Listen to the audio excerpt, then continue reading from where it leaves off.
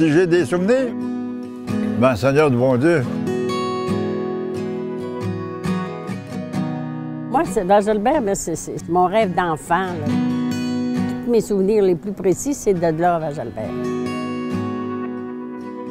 C'est important, puis ça a toujours été important tout le temps de ma vie. Hein. On était chez nous.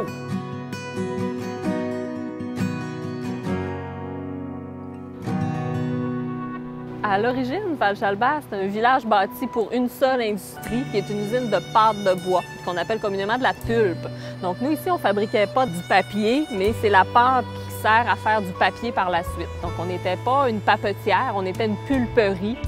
Damas Jalbert a fondé la compagnie de pulpe Ouiachiouane parce qu'il y avait une grande demande en pâte et papier à la fin des années 1800, début 1900. Donc en 1901, on ouvre la première usine ici à Val-Jalbert. On a choisi le site de Val-Jalbert en fonction de la chute Ouiachiouane qui fournissait un potentiel hydroélectrique extraordinaire pour faire fonctionner la machinerie, pour fournir de l'hydroélectricité à l'usine et par la suite de l'électricité aux maisons du village. Aussi parce qu'on avait des réserves forestières à proximité. Et troisième élément important, on a le chemin de fer, la gare à Chambord, qui est une gare importante à l'époque. Donc tout ce qu'on a eu à faire, c'est d'amener les rails ici jusqu'au village. Donc ça permet d'exporter la pulpe par chemin de fer jusqu'à Chicoutimi et ensuite par bateau de Chicoutimi vers l'Europe ou les États-Unis.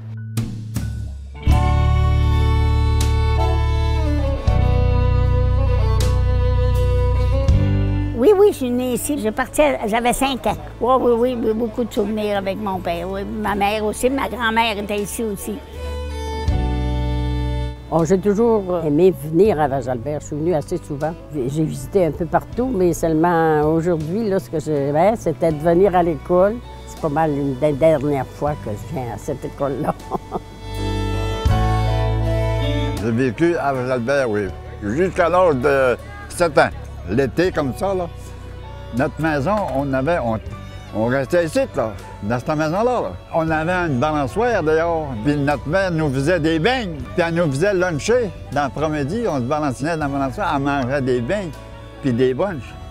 C'était pas méchant, tu sais.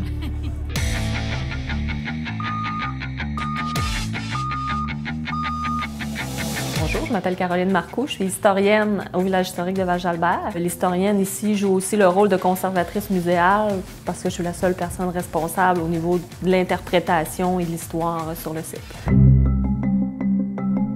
À Val-Jalbert, on a autour de 80 bâtiments et fondations de maisons. Donc, on est un village en soi avec des maisons qui doivent être entretenues, qui doivent être améliorées au fil des années. Dans le processus de restauration, l'historien doit d'abord prévoir ce qu'il va y avoir comme intervention à faire. Donc, mon rôle, c'est un peu de regarder tel bâtiment on est en train de le perdre, on doit intervenir rapidement. Puis, quand on est en pleine restauration, comme ça a été le cas dans les dernières années, de voir à toute la gestion un peu là, avec la direction générale, de voir à ce que les entrepreneurs remplissent bien le mandat, à ce qu'ils respectent les normes précises et de prioriser certaines maisons aussi ou certains bâtiments, d'apporter des recommandations. Les plus grands défis, c'est les maisons qui sont déjà en état de délabrement. Les maisons qui sont à l'abandon, qui sont en train de s'affaisser. Si on les restaure pas complètement, on les perd au fil des ans. On a beau les solidifier de l'intérieur, on a beau tenter d'en restaurer une partie, la détérioration s'accélère d'année en année. Donc notre plus gros défi, c'est de trouver un moyen pour les préserver, ces maisons-là. Parce que leur état d'abandon fait partie du patrimoine de Val-Jalbert aussi. On n'a pas juste des maisons debout, en bon état. J'ai appris à connaître les bâtiments, à connaître un peu les matériaux qui sont utilisés dans leur construction. C'est toujours de respecter la méthode de construction d'époque, les matériaux d'origine le plus possible. Donc parfois, on doit commander à l'extérieur du Québec. Donc c'est sûr que c'est des interventions plus complexes que restaurer une maison ordinaire à la mode du jour, là.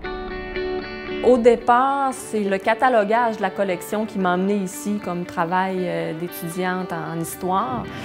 Et au fil des années, je suis restée, je suis repartie, je suis revenue.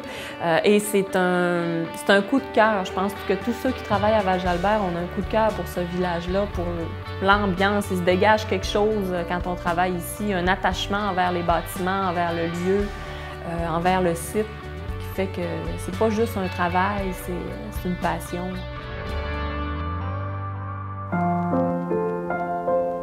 qui distingue Val-Jalbert des autres villes et surtout des autres villages dans les environs, c'est sa modernité. On avait l'électricité au moulin et on avait l'électricité dans le village. Dans les environs, on est encore en pleine campagne, on n'a pas l'électricité, on n'a pas l'eau courante, tandis qu'ici, on est moderne, on a un système d'égout, on a un système d'électricité dans les maisons, on a des services à proximité, des maisons modernes aussi, des maisons qui sont bâties à mesure que la population arrive. On était comparé aux petites villes américaines. Il y a un moment, on était même comparé à la ville de Boston pour l'avancée qu'on avait ici. C'est épouvantable que le monde se tenait ensemble, tu sais. Tout le monde s'entraidait.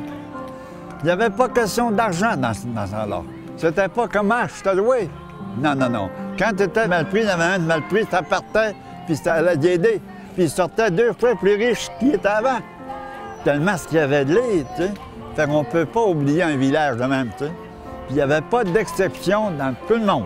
Jusque le grand foreman Lapointe, le grand boss du directeur général, venir aider aux pauvres quand il y avait une bad luck, quelque chose, tu sais. C'était plaisant de vivre ici. Ce qui a causé la fermeture de l'usine de Val-Jalbert, c'est une crise au niveau des pâtes et papiers vers 1926-27. En fait, en 26, ça va très bien, mais en 27, ça ne fonctionne plus du tout. On a eu la crise économique en 1929. Au niveau des pâtes et papiers, ça a commencé avant, causé par la surproduction et causé aussi par un manque de reconversion.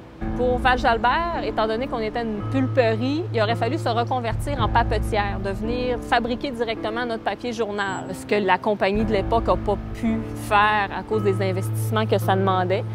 Donc, si on avait modifié l'équipement, peut-être que ça aurait survécu, mais ça n'a pas été le cas. Val-Jalbert va fermer le 13 août 27. On espère sauver la pulperie de Chicoutimi parce que c'est les mêmes propriétaires qu'on a ici. Donc, on ferme ici en fonction de Chicoutimi, mais finalement, Chicoutimi va fermer aussi dans les années suivantes. Après ça, ça a été la crise. Alors, on a subi une période là, creuse après. C'est pour ça qu'on a tant apprécié le confort qu'on avait à Val-Jalbert. Ils avaient un bon travail à l'usine avec des bons salaires, des bonnes conditions de travail. Donc là, ils devaient quitter. Étant donné qu'on est en crise un peu partout, c'est difficile de se retrouver un aussi bon travail, une aussi belle maison. Certains vont se placer dans les usines à Alma, à Chicoutimi, à Jonquière, mais beaucoup vont aller coloniser des petits villages. Ils vont retomber dans des conditions rurales, sans eau courante, sans électricité. On avait tout ce qu'il fallait dans nos maisons. Puis on arrivait dans d'autres paroisses, puis ils étaient encore à lampe à l'huile. On était des chanceux, puis on était modernes. Oui. C'est pour ça qu'on l'a beaucoup regretté. Puis moi, ben, c'est mes beaux souvenirs de mon enfance.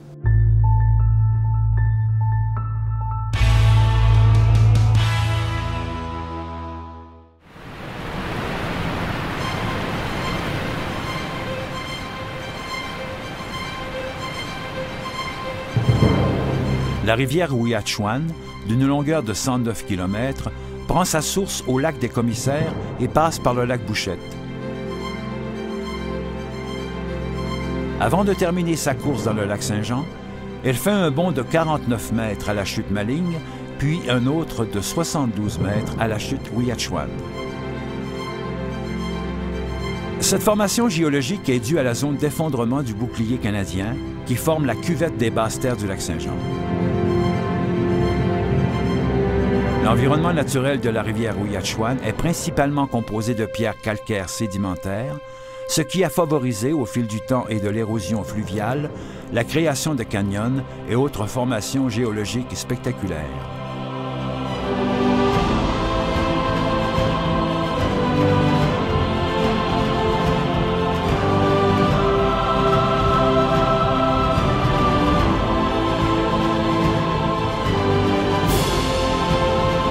Les Piekouagami-Ilnouatch pratiquent la pêche dans l'embouchure de la rivière et du lac Saint-Jean depuis 5000 ans. Au début du 20e siècle, Damas Jalbert entrevoit le potentiel pour établir une usine. Par sa hauteur et son débit d'eau, la chute Ouiachuan offre la puissance hydroélectrique nécessaire au fonctionnement d'une fabrique de pâte à papier.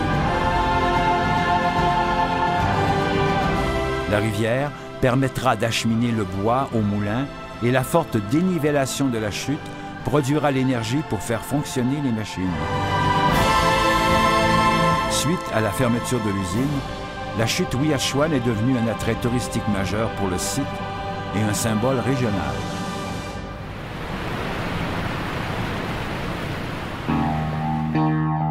Entre 1927 et les années 60, c'est la nature qui reprend tous ses droits. Les maisons sont barricadées, les arbres poussent, il y a un gardien à l'entrée qui surveille pour pas qu'il y ait d'intrus. Mais au début des années 60, là, on commence à s'intéresser au potentiel touristique du village, avec le ministère, mais avec aussi la Chambre de commerce de Roberval qui va s'intéresser à ce potentiel-là. Donc, on développe un petit camping pour commencer et ensuite, on va faire payer un petit droit d'accès aux visiteurs. Sauf qu'avant qu'il y ait des restaurations de bâtiments, on est encore dans un état d'abandon. On est encore les maisons avec des arbres qui poussent à travers, à côté, partout. Et c'est cette époque-là qu'on a appelé le village fantôme.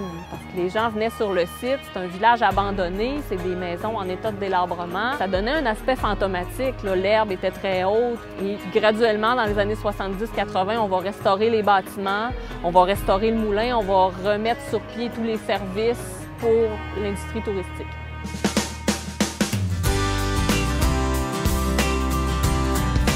Aujourd'hui, la vocation du site est toujours récréo-touristique.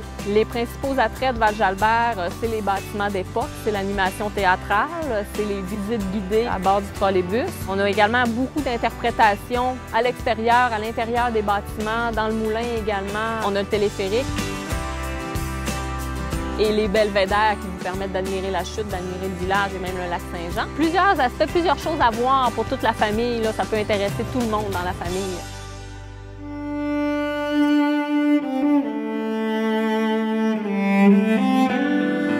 C'est comme un souvenir, hein? Ça a resté un souvenir, Val-Jalbert. Quand même, c'était un village fantôme, on ne reniait pas ça pareil, nous autres. Là, hein? C'est un souvenir, c'est une place qu'on ne peut pas jamais s'effacer de notre vie. Ça ne s'efface pas. Si tu veux te taper, tu es encore pareil comme si tu serais là. Tu vas entendre conter une histoire, par exemple, disons, là.